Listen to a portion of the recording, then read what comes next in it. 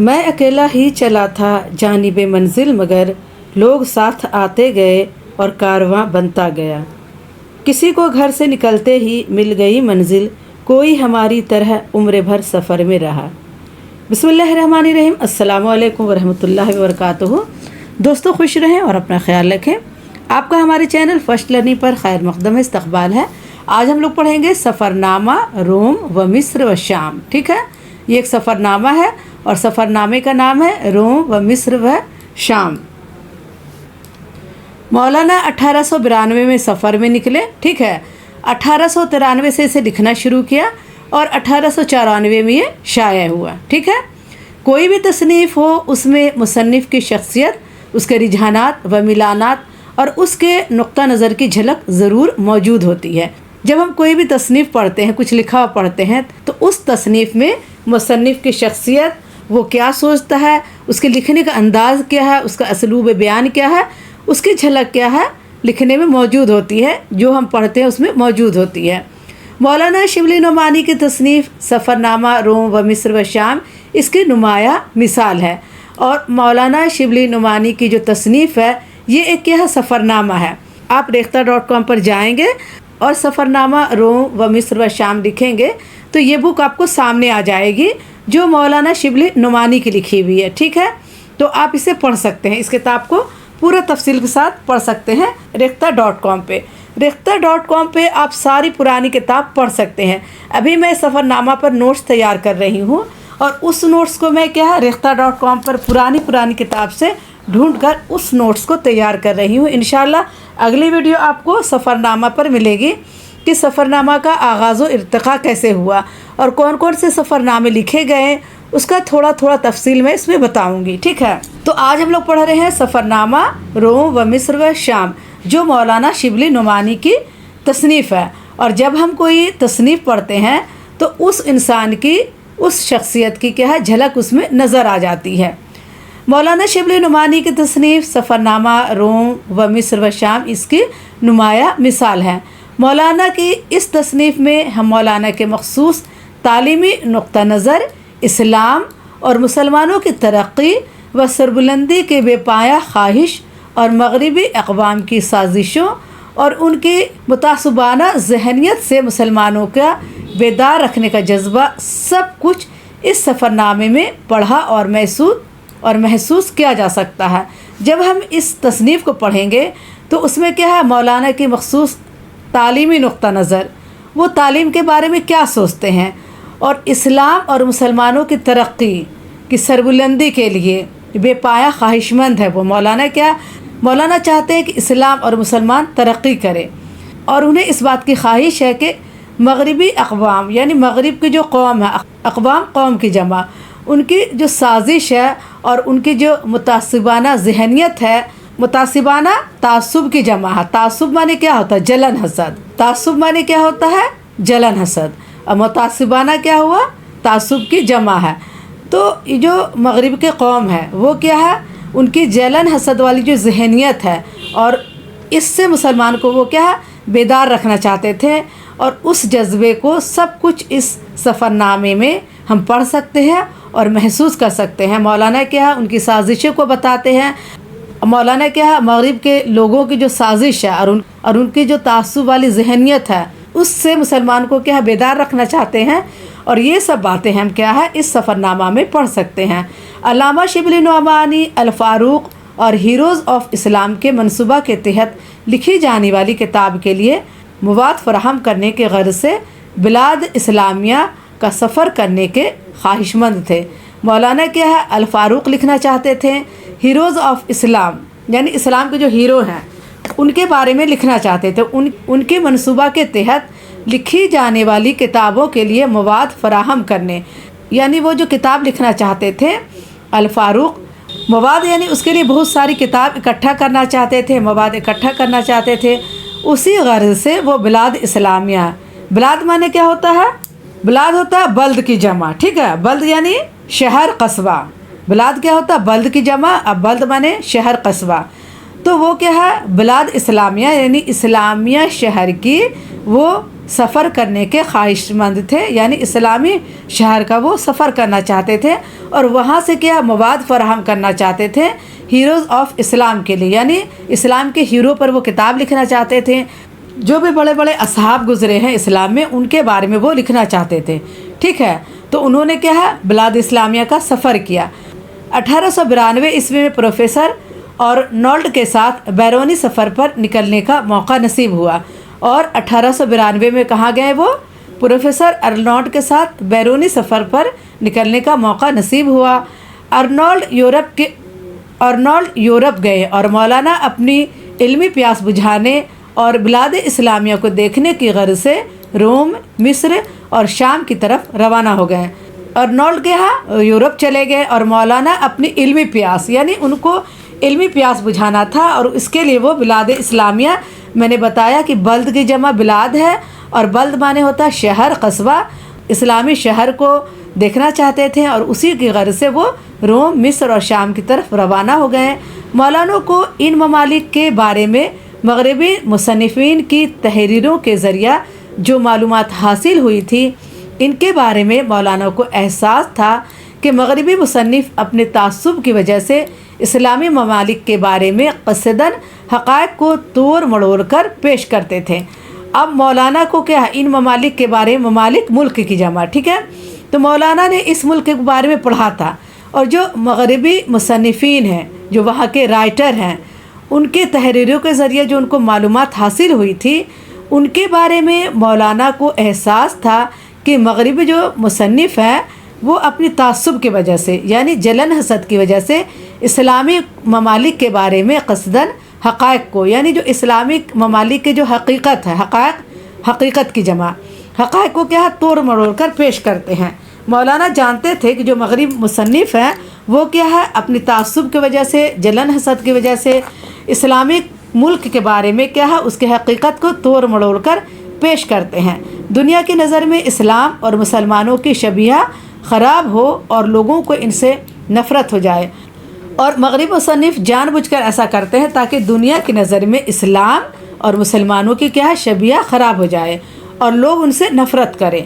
علامہ ان ممالک کو قریب سے دیکھ کر اور ان کے بارے میں صحیح رائے قائم کر کے مغربی مصنفین کے تعصب اور منفی پروپیگنڈا کا پردہ چاک کرنا چاہتے تھے، اور مولانا کیا ہے اس ممالک کو قریب سے دیکھنا چاہتے تھے اور چاہتے تھے کہ ان کے بارے میں صحیح رائے قائم کریں، اور جو مغرب کے مصنفین ہیں، جو مغرب کے رائٹر ہیں، ادیب ہیں، ان کے جو تعصب اور منفی پروپیگنڈا ہے اس کا پردہ چاک کرے۔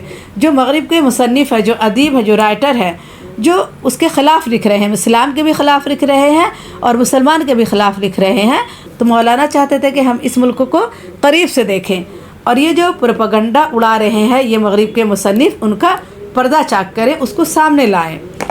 مولانا کے سفر کی پہلی منزل قسطنطنیہ تھی، ٹھیک ہے، وہاں ان کا قیام 3 ماہ رہا۔ وہ قسطنطنیہ میں 3 ماہ رہے۔ دوران قیام مولانا یہاں کے ہر طبقہ کے لوگوں سے ملے، ان کی معاشرت اور اخلاقی حالت کا بغور جائزہ لیا، ان کے قہوہ خانوں اور بستیوں میں گھومے پھرے۔ اس طرح مولانا وہاں کے مدرسوں اور کالجوں میں گئے اور وہاں کی تعلیمی حالت سے آگاہی حاصل کی۔ مولانا کیا ہے قسطنطنیہ میں 3 مہینہ رہے، اور 3 مہینہ کے دوران مولانا وہاں ہر طبقہ کے لوگوں سے ملے، وہاں کے معاشرتی اور اخلاقی حالت کا جائزہ لیا، ان کے قہوہ خانوں، ان کے بستیوں اور محلہ میں گھومے، اور مولانا وہاں کے مدرسوں اور کالجوں میں گئے اور وہاں کی تعلیمی حالت کا جائزہ لیا، علماء سے ملے، ان کی علمی و ذہنی صلاحیت کا اندازہ لگایا۔ مولانا نے اپنے تمام مشاہدات کو بڑی تفصیل کے ساتھ اپنے سفر نامہ میں پیش کیا، اور وہاں انہوں نے جو کچھ دیکھا، مدرسے میں دیکھا، قہوہ خانہ میں دیکھا، جو بستی میں گھومے وہاں دیکھا، ان سب باتوں کو انہوں نے اپنے سفر نامہ میں بڑے تفصیل سے لکھا ہے، ٹھیک ہے۔ مولانا کو ترکی اور ترکوں سے بہت محبت تھی، اس کے باوجود انہوں نے جہاں ترکوں کی بہت سی خوبیوں کو سراہا ہے وہیں ان کی کمزوریوں کی طرف بھی اشارہ کیا ہے۔ مولانا کو ترکوں اور ترکی سے بہت محبت تھی، اور وہاں انہوں نے جو کچھ اچھا دیکھا اسے سراہا ہے، اور جو کچھ برا دیکھا، جو کچھ کمزوری دیکھی اس کے طرف بھی اشارہ کیا ہے۔ सल्तनत की हैसियत अगर उसे क़ता नज़र कर लिया जाए तो मुसलमानों की हालत वहाँ भी कुछ ज़्यादा मुसर्रत और इत्मीनान के काबिल नहीं, बल्कि ये कहना चाहिए कि बहुत सी बातों में हिंदुस्तान के मुसलमानों से करीब करीब है। सनत से उनका कुछ वास्ता नहीं, तिजारत में उनका हिस्सा बहुत कम है, मामूली दुकानदार तक यहूदी और ईसाई हैं, पुरानी तालीमी नहायत अबतर है और होती जाती है, नई तालीम के मुतालिक जो शिकायत यहाँ है वहाँ भी है। हिम्मत, गैरत, जोश, अज़म व इस्तक़लाल के बावजूद कुल कौम पर अफसरदगी छाई हुई है।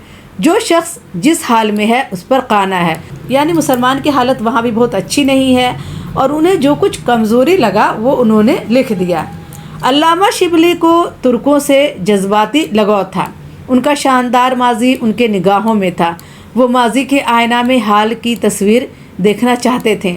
उन्हें जहाँ भी कोई हौसला कुन बात नज़र आई तो उस पर अपनी खुशी का इजहार किया। मौलाना क्या है, मौलाना को तुर्कों से बहुत मोहब्बत थी। उनका शानदार माजी क्या उनकी निगाहों में था, उनके सामने था और वो माजी के आईना में हाल की तस्वीर को देखना चाहते थे कि हाल में क्या है।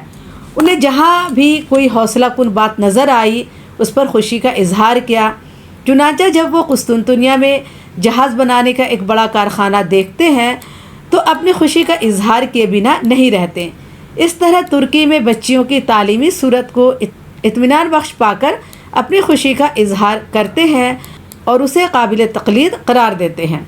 जब वो कुस्तुनतुनिया जाते हैं और वहाँ जहाज़ बनाने का कारखाना देखते हैं तो उन्हें बड़ी खुशी होती है और वो अपनी खुशी का इजहार भी करते हैं। इसी तरह तुर्की में बच्चियों की तालीमी सूरत को इत्मीनान बख्श पाकर अपनी खुशी का इजहार करते हैं और उसे काबिल तक़लीद करार देते हैं, यानी और कहते हैं कि ये तारीफ़ के लायक है। वो लिखते हैं कि तुर्कों की तहज़ीब व तरक्की में जो चीज़ सबसे ज़्यादा काबिल क़दर है और काबिल तक़लीद है, तक़लीद माने होता है पैरवी करना या मानना, ठीक है। तो मौलाना कहते हैं कि वहाँ की जो सबसे ज़्यादा काबिल क़दर और काबिल तक़लीद यानी इस बात को मानना है कि वो औरतों की तालीम व तरबियत और तरीक़ा माशरत है। टर्किश औरतें तालीम याफ्ता हैं लेकिन बेशर्मी, शोखी, बेजा आज़ादी, रक्कासी की इनको तालीम नहीं हुई है, ठीक है।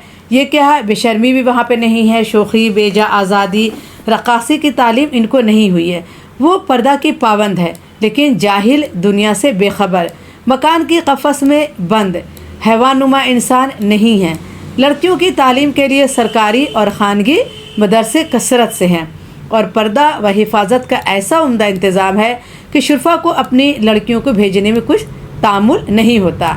तो इस बात की वो तक़लीद करते हैं, इस बात को वो मानते हैं। वहाँ की जो तालीम व तरबियत है वो औरतों के लिए बहुत ख़ास है। सारी औरतें तालीम याफ्ता हैं और इसे वो इत्मीनान बख्श पाते हैं, ठीक है, और इसकी तारीफ़ करते हैं। वो कहते हैं कि लड़कियों की तालीम के लिए सरकारी और खानगी मदरसे कसरत से हैं और पर्दा व हिफाजत का ऐसा उम्दा इंतज़ाम है कि शुरफा को अपनी लड़कियों के भेजने में कुछ तामुल नहीं होता। इस तरह वो कुस्तुनतुनिया के अकामती कॉलेज के बोर्डिंग हाउस में तुलबा के नज़्म व ज़ब्त का अच्छा माहौल देखकर बहुत खुश होते हैं। और वो कुस्तुनतुनिया के जो अकामती कॉलेज है, अकामती माने होता है रिहायशी या क़याम करना, ठीक है। तो अकामती कॉलेज जो वहाँ का लोकल कॉलेज है, वहाँ का जो लोकल कॉलेज है और वहाँ के जो बोर्डिंग हाउस है उसमें जो तुलबा का नज़्म व ज़ब्त है यानी रहने सहने का जो तरीक़ा है, जो वहाँ का माहौल है वो बहुत अच्छा था, इसीलिए वो देखकर बहुत खुश होते हैं। और इसका ज़िक्र सफ़रनामे में बड़े अच्छे अल्फाज में करते हैं। अल्लामा शिबली तुर्कों की फ़याज़ी, शाइस्तगी, सादगी और मेहमान नवाजी से काफ़ी मुतासिर नज़र आते हैं और इसका तज़किरा बड़े दिलचस्प अंदाज में करते हैं। अल्लामा शिबली तुर्की का सफ़र मुकम्मल करने के बाद कुस्तुनतुनिया से बैरूत जाते हैं। यहाँ वो इन कॉलेजों और यूनिवर्सिटियों की तालीम से मुतमईन नज़र आते हैं जिसका नज़्म व नसक़ यूरोपियन उलमा की निगरानी में कायम था। वो क्या है, अल्लामा शिबली तुर्की का सफ़र मुकम्मल करने के बाद वो कुस्तुनतुनिया से क्या है बैरूत जाते हैं और वो इन कॉलेजों और यूनिवर्सिटी की तालीम से मुतमईन नज़र आते हैं, यानी उन्हें इत्मीनान होता है जिसका नज़्म व नसक़ यानी वहाँ का जो तौर तरीक़ा है और वहाँ का जो इंतज़ाम है वो यूरोपियन उलमा की निगरानी में कायम था। इसके बरखिलाफ़ मुस्लिम अवाम और तुर्क हुकूमत के ज़ेर निगरानी चलने वाले अदारों की सूरत हाल قابل اطمینان نہیں تھی، اور جو یونیورسٹی کالج ترک حکومت کے زیر نگرانی چل رہے تھے اس اداروں کی صورتحال کیا قابل اطمینان نہیں تھی۔ علامہ شبلی کا بیروت اور وہاں کے علمی اداروں کے بارے میں ایک خاص تاثر تھا۔ مولانا کو ان اداروں کو دیکھ کر بڑی مایوسی ہوئی، اور مولانا نے ان اداروں کو دیکھا تو اسے دیکھ کر بڑی مایوسی ہوئی۔ جہاں کے انتظام بہت اچھا تھا وہاں دیکھ کر بہت خوش ہوئے، اور اس کا ذکر کیا اپنے سفر نامے میں کرتے ہیں، ٹھیک ہے۔ تو دوستوں یہ جو ویڈیو ہے یہ بہت محنت سے میں بناتی ہوں، اور آپ کو ایک ایک بات سمجھاتی ہوں، ایک ایک ورڈ میننگ سمجھاتی ہوں۔ تو پلیز اگر ویڈیو اچھی لگے تو ہمیں لائک اور سبسکرائب ضرور کریں، اور اپنے دوستوں کے ویڈیو زیادہ سے زیادہ شیئر کریں، کیونکہ ہماری جو ویڈیو کی ریچ ہے وہ بہت کم ہوتی ہے، جو ویوز ہے بہت کم ہوتا ہے۔ تو پلیز ہمیں سپورٹ کریں اور اس ویڈیو کو زیادہ سے زیادہ شیئر کریں۔ یہ بک ادب نما ہے، ٹھیک ہے، اس بک کا نام ادب نما ہے، جو ڈاکٹر فخر الاسلام اعظمی کی لکھی ہوئی ہے۔ اگر آپ کو یہ بک چاہیے تو میں امیزون کا لنک اس میں دے دوں گی، آپ اسے خرید سکتے ہیں، ٹھیک ہے۔ ہمارے لنک سے خریدیں گے تو آپ کو بک کا ریٹ زیادہ نہیں ہوگا، جو ریٹ میں ایسے ملتا ہے ہمارے لنک سے بھی اسی ریٹ میں مل جائے گا، ٹھیک ہے۔ تو آئیے آگے پڑھتے ہیں۔ علامہ بیروت سے فلسطین کی طرف سمندری راستے سے جاتے ہیں۔ سب سے پہلے وہ فلسطین کے مشہور شہر یافا پہنچتے ہیں، اور علامہ بیروت سے کیا ہے فلسطین کی طرف سمندری راستے سے جاتے ہیں۔ سب سے پہلے وہ فلسطین کے مشہور شہر یافا پہنچتے ہیں، ٹھیک ہے۔ مشہور شہر کیا ہے؟ یافا ہے فلسطین کا، ٹھیک ہے، یاد رکھیے گا۔ وہ یافا کی اچھی فضا، خوشگوار آب و ہوا اور کھیتوں وغیرہ کا ذکر بڑے دل فریب انداز میں کرتے ہیں۔ مولانا نے کچھ عرصہ تک بیت المقدس میں قیام کیا اور مسجد اقصیٰ کی بھی زیارت کی۔ مولانا نے بیت المقدس اور مسجد اقصیٰ کے بارے میں اپنے سفر نامے میں جو معلومات درج کی ہیں وہ کافی اہم ہیں اور قیمتی ہیں۔ مولانا نے کیا بیت المقدس اور مسجد اقصیٰ کے بارے میں اپنے سفر نامے میں جو بھی معلومات درج کی ہے وہ کافی اہم اور قیمتی ہے۔ صحیح بات ہے، قیمتی ہے، کیونکہ وہ آنکھ سے دیکھ کر آئے تھے اور لکھا ہے، اور ہم جیسے لوگ جو نہیں جا سکتے ہیں اسے پڑھ کر وہ تسلی حاصل کر سکتے ہیں، خوش ہو سکتے ہیں اور وہاں کی معلومات حاصل کر سکتے ہیں، ٹھیک ہے۔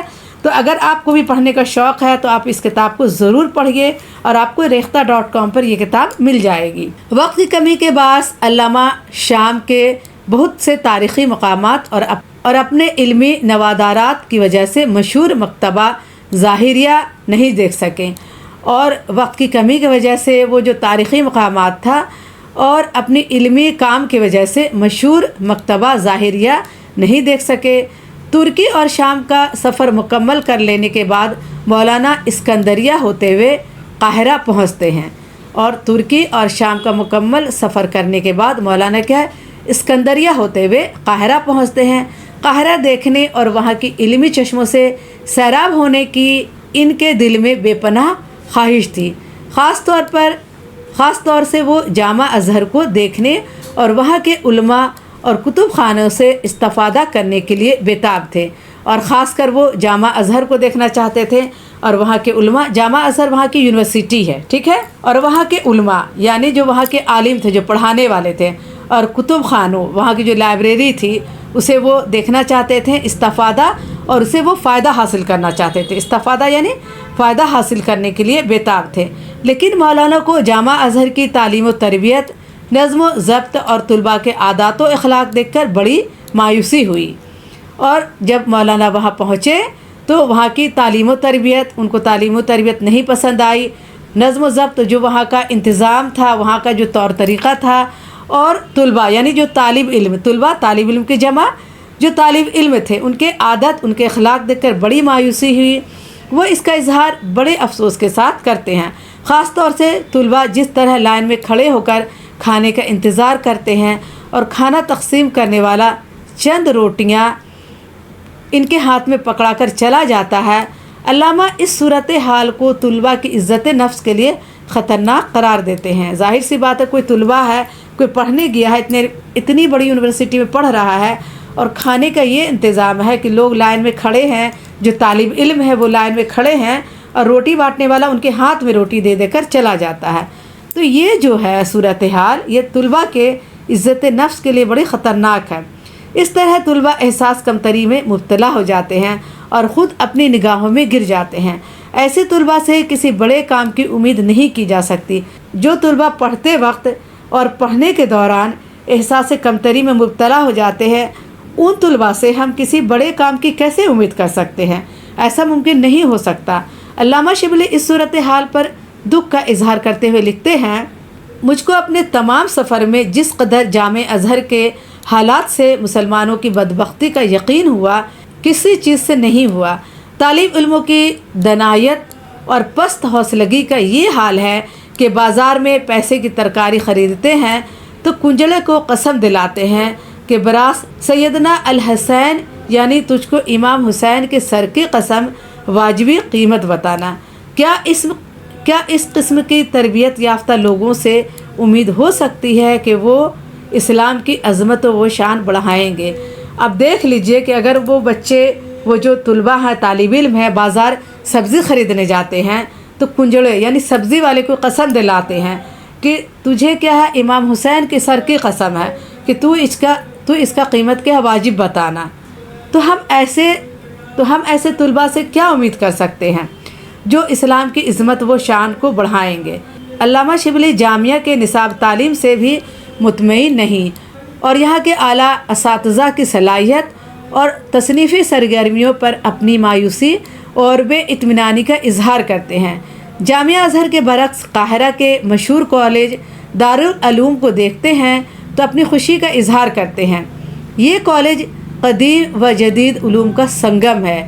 یہ کالج انہیں اپنے نظریہ تعلیم کا عکاس نظر آتا ہے، اور وہ جب جامعہ ازہر کے برعکس قاہرہ کے مشہور کالج دارالعلوم کو دیکھتے ہیں تو اپنی خوشی کا اظہار کرتے ہیں اور کہتے ہیں کہ یہ کالج قدیم اور جدید، قدیم یعنی پرانی اور جدید یعنی نئی، یہ قدیم اور جدید علوم علم کی جمع، علم کا سنگم ہے، اور یہ کالج انہیں اپنی نظریہ تعلیم کا عکاس نظر آتا ہے، یعنی آئینہ نظر آتا ہے۔ انہیں لگتا ہے کہ یہاں کی جو تعلیم کا نظریہ ہے یہ اعلیٰ ہے، یہ ہماری تعلیم کا آئینہ ہے، ٹھیک ہے۔ آخر میں مولانا مصر کے مشہور کتب خانہ خدیو کا جائزہ لیتے ہیں اور وہاں کے فنی نوادرات اور اپنے کام کی کتابیں دیکھتے ہیں تو ان کی آنکھیں چمک اٹھتی ہیں اور مشقت کا احساس ختم ہو جاتا۔ مشقت یعنی انہوں نے جو محنت کیا تھا اس کا احساس ختم ہو جاتا ہے، کیونکہ انہیں یہاں کام کی کتابیں مل جاتی ہیں۔ اس طرح مولانا کا یہ سفر نامہ صرف متعلقہ ممالک کے سلسلے میں معلومات فراہم کرنے کی حد تک محدود نہیں، بلکہ یہ مولانا کی تعلیمی نقطہ نظر اور اسلام و بلاد اسلامیہ کے تئیں ان کے مخلصانہ اور ہمدردانہ جذبات کا مظہر بھی ہے۔ یعنی تعلیمی نقطہ نظر سے اسلام اور وہاں کے شہر، بلاد بلد کی جمع یعنی اسلامی جو شہر ہے، ان کے تئیں مخلصانہ یعنی وہ مخلص تھے، دل سے چاہتے تھے کہ وہاں کا جو باتیں ہیں وہ اچھی ہوں، اور ہمدردانہ ان سے وہ ہمدردی رکھتے تھے، اس کے جذبات کا مظہر بھی ہے، یعنی وہ اس کا اظہار بھی کرتے ہیں۔ اس میں مغربی اقوام کی متعصب اور اسلامی دشمنی ذہنیت کو بھی بے نقاب کرتے ہیں، اور جو اس کتاب میں مغربی اقوام یعنی جو مغرب کے قوم ہے، اقوام قوم کی جمع، اور وہ لوگ جو اسلام سے تعصب کرتے ہیں، جو جلن حسد کرتے ہیں، ان کی ذہنیت کو بھی انہوں نے بے نقاب کیا ہے۔ بلاد اسلامیہ کی ترقی اور خوشحالی پر خوشی کا اظہار بھی کیا ہے، اور ان کی تعلیمی، تہذیبی اور معاشرتی پستی پر اظہار افسوس بھی کیا ہے، اور جو اسلامی شہر تھی اس کی خوشحالی پر خوش ہوئے ہیں، خوشی کا اظہار کیا ہے، اور ان کی تعلیمی، تہذیبی اور معاشرتی پستی پر کیا افسوس بھی کیا ہے، اور ایسی تجاویز بھی پیش کی ہیں جو بلاد اسلامیہ کو موجودہ پستی سے نکال کر ترقی کی راہ پر گامزن کر سکتی ہے۔ غرض یہ سفر نامہ ایک ایسے بلند نظر شخص کا لکھا ہوا سفر نامہ ہے جو اسلام اور مسلمانوں کو ہر حال میں سر بلند دیکھنا چاہتے ہیں، اور یہ سفر نامہ کوئی عام انسان کا لکھا ہوا سفر نامہ نہیں ہے، ایک بلند نظر شخص کا لکھا ہوا سفر نامہ ہے جو اسلام کو اور مسلمانوں کو ہر حال میں اونچا دیکھنا چاہتے، سر بلند دیکھنا چاہتے ہیں، اعلی پیمانے پر دیکھنا چاہتے ہیں، اور ماضی کے آئینے میں حال و مستقبل کی روشن تصویر دیکھنے کا خواہش مند ہے۔ شیخ اکرام اپنی کتاب یادگار شبلی میں اس حقیقت کی طرف اشارہ کرتے ہوئے لکھتے ہیں، یوں تو ان ممالک مصر، روم اور شام کے ذکر میں ویسے ہی ایک دلکشی ہے، اور ان کی معاصرانہ درسگاہوں اور علمی اداروں کے متعلق جو تفصیل کی جمع یہاں جمع ہے، وہ شاہدی کہیں اور دستیاب ہوں۔ لیکن شبلی کے سوانح نگار کے لیے اس تصنیف کی دلچسپی دوسری ہے۔ یہ سفرنامہ ان کی آپ بیتی کا ایک ٹکڑا ہے، جس میں فقط سفرنامے کے مناظر اور قابل دید مقامات کی رواداد نہیں، بلکہ دیکھنے والے کا زاویہ نگاہ اور انداز طبیعت بھی صاف نظر آتا ہے۔ سفرنامہ کے مطالعے سے پہلا تاثر جو کتاب پڑھنے والے کے دل میں پیدا ہوتا ہے وہ مصنف کی قومی غیرت ہے۔ سفر میں ہر وقت اسے یہی خیال رہتا ہے کہ مسلمانوں سے کیسا سلوک ہوتا ہے اور ان کی حالت کیسی ہے۔ یہ جو سفرنامہ ہے، سفرنامہ روم و مصر و شام، یہ بہت ہی دلچسپ سفرنامہ ہے، اور اس میں بہت سارے مواد ہے آپ کے لیے۔ تو آپ اس ویڈیو کو پوری دیکھیے گا، اسکپ کیے بغیر دیکھیے گا، اور اگر آپ یہاں تک آ ہی گئے ہیں تو اس کا مطلب آپ بہت دلچسپی سے ویڈیو دیکھ رہے ہیں۔ تو ہمارے ویڈیو کو لائک اور شیئر ضرور کیجیے گا، اور سبسکرائب تو لازمی کیجیے گا۔ اور اگر لگے کہ میں آپ کے لیے محنت کرتی ہوں، آپ کو محنت سے پڑھاتی ہوں، تو ہمیں ایک سپر تھینکس ضرور بھیجیے گا۔ اور اگر آپ کو اس کتاب کو خریدنا ہے تو ہمیں کمنٹ باکس میں لکھے، میں امیزون کا لنک اس میں دے دوں گی، آپ اس سے کتاب خرید سکتے ہیں، ٹھیک ہے۔ زبان و بیان کے اعتبار سے بھی سفرنامہ بہت اہم ہے۔ شبلی کی نثر کی لطافت و جاذبیت قاری کو اکتاہٹ میں مبتلا نہیں ہونے دیتی، قاری کی دلچسپی آخر تک قائم رہتی ہے۔ انداز بیان شگفتہ اور عام فہم ہے۔ شبلی کا انداز تحریر قاری کو مسحور کر لیتا ہے، یعنی اپنے اندر قید کر لیتا ہے، اور وہ شبلی کے ذہنی سفر میں آخر تک ان کا شریک سفر رہتا ہے۔ سفرنامہ میں شبلی ایجاز و اختصار سے کام لیتے ہیں، پھر بھی کہیں تشنگی کا احساس نہیں ہوتا، تشنگی یعنی کمی کا احساس نہیں ہوتا۔ وہ ایجاز و اختصار سے کام لیتے ہیں، یعنی ایجاز و اختصار یعنی مختصر کر کے لکھتے ہیں، بہت تفصیل سے نہیں لکھتے ہیں، پھر بھی کہیں تشنگی کا احساس نہیں ہوتا، یعنی کمی کا احساس نہیں ہوتا ہے۔ سفرنامہ کی انہیں گوناگوں خوبیوں کی وجہ سے اس کا شمار اردو زبان کے بہترین سفرناموں میں ہوتا ہے، اور سفرنامہ کی انہیں گوناگوں یعنی ہر حال میں اس کی خوبیوں کی وجہ سے اس کا شمار اردو زبان کے بہترین سفرناموں میں ہوتا ہے۔ تو دوستو، آج کے لیے اتنا ہی کافی ہے۔ انشاءاللہ اگلی ویڈیو میں پھر ملاقات کروں گی۔ آپ سے ایک بار پھر گزارش ہے کہ آپ نے اگر ہمارے چینل کو ابھی تک سبسکرائب نہیں کیا ہے تو پلیز سبسکرائب کریں، لائک کریں، اور اپنے دوستوں کو یہ ویڈیو زیادہ سے زیادہ شیئر کریں۔ اللہ حافظ۔